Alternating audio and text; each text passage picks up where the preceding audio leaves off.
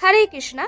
अगर मैं आपसे कहूँ कि एक ऐसा व्रत है जिसके बारे में मान्यता है कि किसी भी संकट को खत्म कर सकता है, एक ऐसा दिन जब चंद्रदेव और स्वयं गणेश जी आपके घर की रक्षा करते हैं। जी हाँ, मैं बात कर रही हूँ सकट चौथ की। सकट चतुर्थी हर साल माघ मास की कृष्ण पक्ष की चतुर्थी को मनाई जाती है।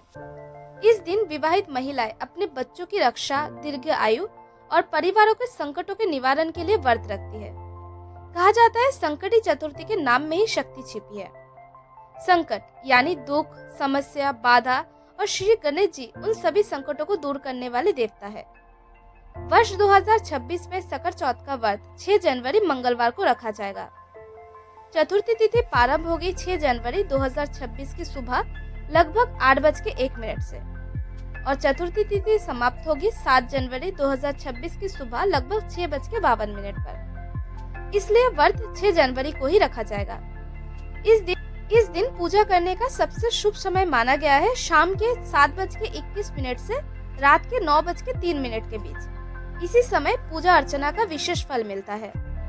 चंद्रमा उदय होगा रात के समय लगभग 8:54 के आसपास। यही समय होगा जब व्रत की कथा सुनी जाती है और चंद्रमा को दूध, जल, चावल के साथ अर्घ देकर व्रत खोला जाता है। सकट चौथ को हम संकट चौथ या तिलकुटा चौथ भी कहते हैं। ये व्रत विशेष रूप से माँ संकट भगवान और गणेश जी और चंद्र देवता को समर्पित होता है। मान्यता है कि जो माता पिता अपने बच्चों की लंबी आयु, स्वस्थ और सफलता की कामना से ये व्रत करते हैं, उनका घर सुख समृद्धि से भर जाता है। अगर आप इस साल सकट चौथ का व्रत रखते हैं तो भगवान गणेश और माँ संकटी माता का कृपा सदैव आपका घर पे बनी रहेगी। ये व्रत संकटों को हरने, संतान की रक्षा और जीवन में सुख समृद्धि लाने के लिए सर्वोत्तम मार्ग है।